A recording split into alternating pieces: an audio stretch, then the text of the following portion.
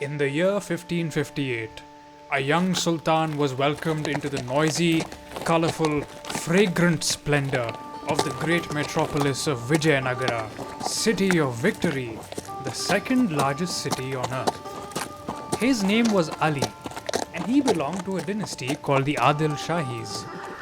In an embroidered tent, perfumed with imported musk, he was showered with gifts from his royal hosts. Diamonds, gold and silver plates, horses and artifacts from as far away as Syria, Anatolia and Europe. The Queen of Vijayanagara embraced Ali and kissed him on his forehead, saying that he was like a son to her. Not far away, her husband Ramaraya, the most powerful man in South India, must have been watching with inscrutable eyes. He had big plans for Ali. He wanted him to be a pliant vassal who would raise the power of Vijayanagara to untold heights. Nobody in that pavilion in 1558, surrounded by the sounds of joy and merriment and the opulent luxury of their increasingly globalized world, would have guessed that just 8 years later, that Ramaraya would be dead, that the great city of Vijayanagara would be abandoned, and that young Ali Adil Shah, who till the last moment would express the greatest love and admiration for the city and its people, would be one of the causes of their downfall.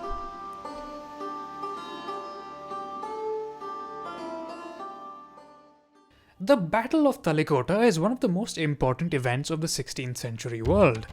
It's often stereotyped as a clash between the Hindu Empire of Vijayanagara and the Muslim Sultanates of the Deccan. And Vijayanagara's defeat and the subsequent sacking of the great city is often seen as a result of the incompatibility of Hinduism and Islam. The reality of what happened, as we'll see, is stranger and more complicated than we could ever imagine, involving gunpowder, daring strategic gambles, and the machinations of a wealthy, warlike international elite. The Deccan Plateau is a landmass of ancient rock that dominates much of southern India. Through the last 2000 years, some of the most important events in the Indian continent's history have unfolded here. In the early 14th century, raiding armies from Delhi disrupted the fragile balance of the Deccan states, leading to the formation of the Bahmani Sultanate and the Vijayanagara Empire. Both these states fought over the fertile territory of the Raichur Doab, between the Krishna and the Tungabhadra rivers. To maintain an edge over the far more populous Vijayanagara state, the Bahmanis invested in attracting experts in gunpowder, cavalry, fortification, administration, and trade from all over the Persian-speaking world. By the mid-15th century, Vijayanagara was also doing the same. Indeed, the Central Asian ambassador Abdul Razak wrote with admiration of the culture and sophistication of its court and the Persianized costume of its ruler, Devaraya II. By the end of the 15th century, both Vijayanagara and the Bahmani states were weakened by constant war, famine, and factional infighting. Powerful ministers of Indian, Turkic, and Persian descent left the Bahmani court and set up 5 new sultanates: Bijapur, ruled by the Adil Shah, ethnically Persian; Ahmednagar, ruled by the Nizam Shah, ethnically Marathi; Golconda, ruled by the Qutub Shah, ethnically Turk; Berar, ruled by the Imad Shah, ethnically Kanaris; and Bidar, ruled by the Barid Shah, ethnically Persian. Powerful generals of Telugu, Konkani, and Tamil descent rose to dominate Vijayanagara and began to promote their own friends and relations. And finally, amidst all this turmoil, the tiny Atlantic state of Portugal began to use their naval and gunpowder expertise to take over major trade nodes across the Western Indian Ocean. All these changes would profoundly shake the equations of power between the northern and southern Deccan.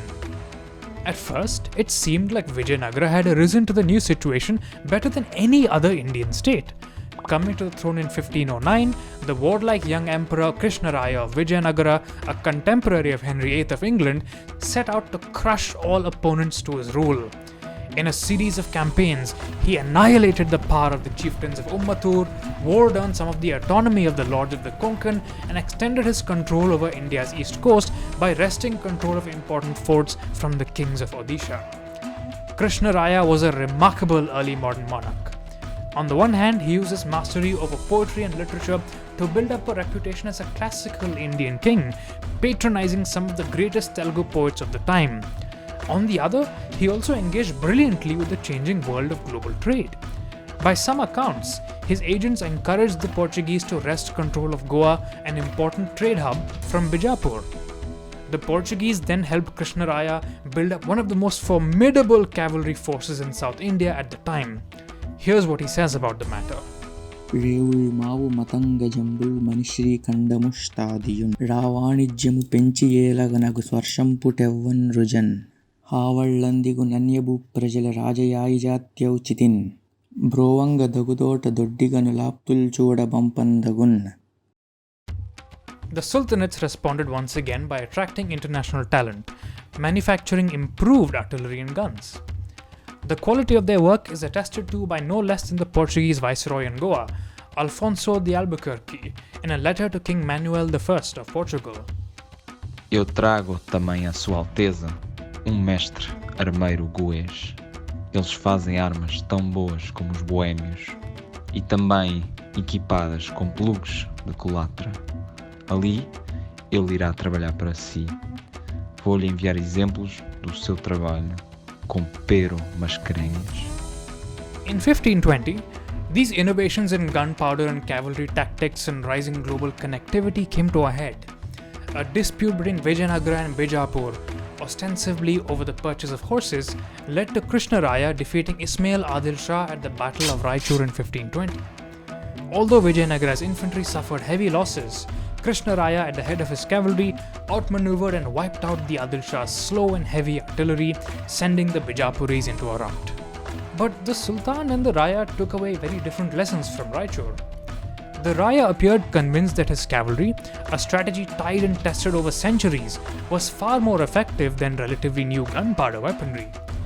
Though Vijayanagara continued to purchase cannons and rockets and hired Portuguese mercenaries, it didn't invest too much in developing better designs for its own sake. Bijapur, on the other hand, learned an important lesson in warfare and tactics. They experimented with a variety of new artillery designs, including early forms of breech loading and more maneuverable guns, as well as gigantic heavy field artillery pieces like the Malik-e-Maidan, or the Lord of the Battlefield, designed by an Ottoman engineer and so heavy it needed to be pulled by elephants. Expert artisans, soldiers, and tacticians from across much of Afro-Eurasia were involved in these complex processes, and they moved freely between states in search of the best employers. By the time of Krishnaraya's death, Vijayanagara was in a position to dominate Deccan politics. A little more than a decade after his death, Aliya Ramaraya, the son of a powerful Vijayanagara general, led the empire. Aliya means son-in-law in Kannada, and Ramaraya got that title by marrying Krishnaraya's daughter Tirumala Devi.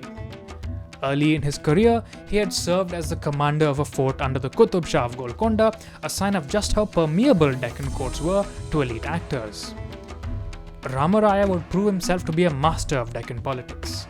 He transferred forts in the Telugu heartland, close to the territories of Golconda, to his own kinsmen, and hired 3,000 Westerners who were let go by the Adil Shah of Bijapur, thereby gaining key political information and leverage. These Westerners were Persian and Abyssinian political ministers, administrators, and soldiers. They were let go as part of a Hinduism campaign by the Adil Shah, where he not only replaced key foreign members of the court with native Dakhini ones, but also made Kannada and Marathi the official court languages. Ramaraya, who had once served at Golconda, had known of the tension between Dakhinis and Westerners, and as we can see here, he swiftly and decisively acted to exploit it. For 20 years, Ramaraya unfolded a daring and ruthless policy to extend his power to an extent that no Vijayanagara ruler had ever done before. Two of the most powerful sultans, Ali Adil Shah of Bijapur, whom we met at the start of this video, and Ibrahim Quli Qutub Shah of Golconda, were his protégés, owing their thrones and their titles to his intervention. But Ramaraya, as charming and paternal as he could be, was also a haughty and proud man, and he had to establish his superiority over the sultanates to maintain his domestic political position, including making tall claims suggesting that he was carrying forward the mantle of the ancient Chalukya kings of the Deccan, whose capital was deep in Bijapuri territory. He then led a series of raids deep into the northern Deccan, intervening in the activities of the sultans, looting, burning, and plundering, and making an implacable enemy of Hussain Nizam Shah of Ahmednagar. Ramaraya commanded perhaps the largest single army in South India at the time, dominating the whole region with a strike force, drawing elements from Karnataka and Rayalaseema, using artillery with Portuguese and Persian experts as gunners.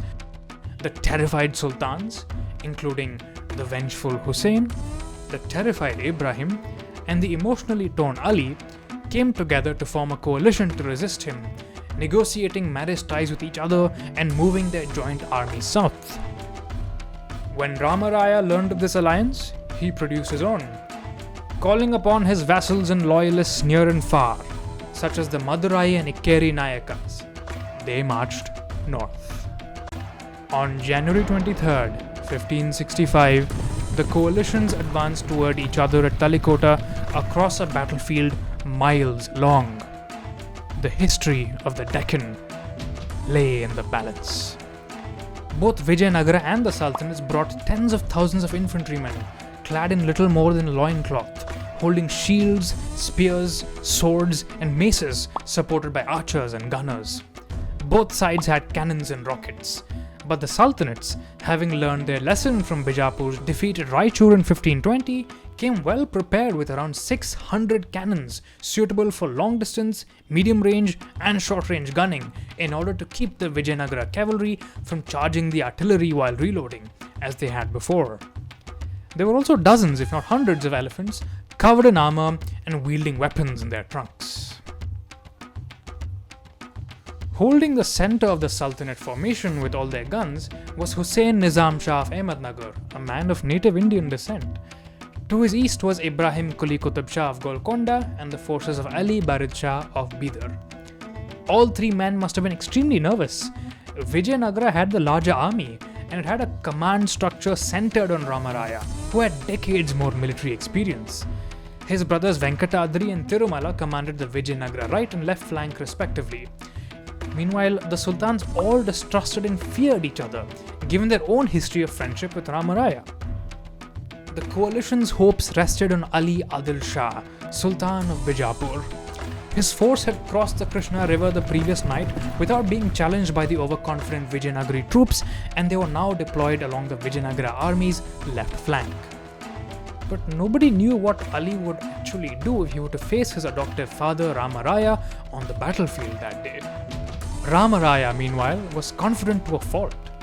His troops and commanders were similar to those of the sultans and were far more numerous. In fact, if not for the banners on both sides, you might not have been able to tell who was fighting for whom. Both sides had thousands of armored horses. Both sides had swift cavalry archers. Both sides had soldiers from Central Asia and Iran, as well as the Deccan and South India. Both sides had soldiers who worshipped Shiva and Vishnu and Allah. The military aristocrats who commanded both armies knew each other well and were bound by ties of patronage and by ties of blood. Ramaraya, meanwhile, proudly declared that he would have Hussain Nizam Shah beheaded and that he would have his protégés, Ali Adil Shah and Ibrahim Qutb Shah, put on display in cages. He placed his firepower up front, while the sultanates arranged theirs in three lines in the middle, with heavy cannons up front and the medium and lighter cannons in the second and third lines respectively. However, these were covered by their melee infantry, archers and musketeers. Ramaraya appears to have written off the effectiveness of the Sultanate artillery and neglected to factor them into his battle plans, a crucial error. Horns and drums were beaten, and Vijayanagara began to fire. This didn't faze the armies of the Sultans much. Noticing the lack of effect, the Vijayanagara army moved forward, being peppered with muskets and arrows by the Sultanate forces, who didn't make much of an impact owing to their shields and the inefficiency of 16th century musketry. After a decisive push forward by Vijayanagara, the infantry line of the Sultanates fell back, revealing rows of guns. Bags of copper coins, an early form of grape shot, were now fired at the Vijayanagara infantry to devastating effect. This decimated the Vijayanagara center, lacerating 5,000 men in a span of a few minutes and tearing holes in its formation. Meanwhile, on the Sultanate right flank across the river, Ali Adil Shah's cavalry slowly began to gain an edge over Tirumala, even as Vijayanagara began to push forward on the right. The battle was at a crucial point, and Hussein Nizam Shah, who had no idea what Ali was up to, was beginning to lose his nerve. This is where things get a little murky and sources diverge as to what exactly happened. Shirazi, an eyewitness of the battle, claims that the Sultans let off another devastating round of artillery and that one of the Turk elites of the Nizam Shah charged straight forward into the holes of the formation, riding an elephant. He came across an important-looking old man who was encouraging the fleeing Vijayanagara troops and tried to stab him, but the man's bodyguards leapt in the way. Figuring that this man was probably none other than Ramaraya himself, the officer had his elephant seize him and carried him back to the Nizam Shah. According to the later Bijapuri historian Firishta, writing more than a century later, Ramaraya was on a litter and was attempting to retreat when he was captured by a force of Ahmednagaris. And according to the Portuguese, two Muslim officers of Ramaraya, the so-called Gilani Brothers, went over to the Sultanate side. This last account seems completely fictional, as we have no contemporary mentions of these brothers or any eyewitness accounts of such a betrayal. And it's difficult to believe that Ramaraya, a masterful politician, could not have uncovered a conspiracy that potentially involved tens of thousands of soldiers. The Portuguese, who are known for hating Muslims or Moors as they call them, may have made up the story or heard it from a second or third hand source. Battles are confusing and chaotic, and it's not surprising for there to be conflicting accounts of what happened. Returning to the battlefield, Ramaraya now found himself at the mercy of Hussein Nizam Shah, even as the fighting continued in dust and chaos. Hussein asked Ramaraya if he was alright. The old man, at the end of a profoundly long and exhausting career, pointed his hand at his head, requesting a quick death.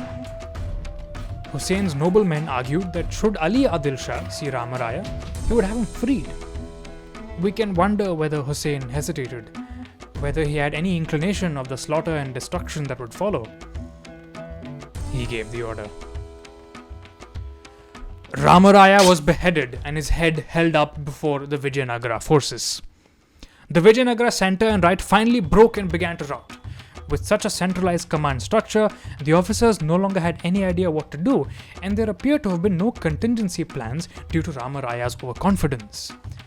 Vijayanagara's coalition fled, and the Sultanate's coalition proceeded onwards to take key positions along the way to the capital, promising not to harm locals, which they seem to have done, in the suburbs at least. After days of plundering and destruction, however, the once glorious city of Vijayanagara was abandoned to the elements. Without its lush fields and global markets to support them, Vijayanagara's ruling dynasties would survive, but they could never again challenge the Sultanates. The Battle of Talikota challenges us to think about the emergence of early modern India beyond merely religious conflict. As we've seen, all the southern Indian states of the time, including those ruled by ostensibly foreign sultans, were very cosmopolitan. People and goods were constantly moving between them and the world. You would have seen Ming Chinese porcelain in salons in Vijayanagara, as well as in Florence, and European shirts were traded between Vijayanagara and the Sultanates. We've seen how interconnected their ruling classes were, and how the sultans themselves were often of Indian descent and used Indian languages.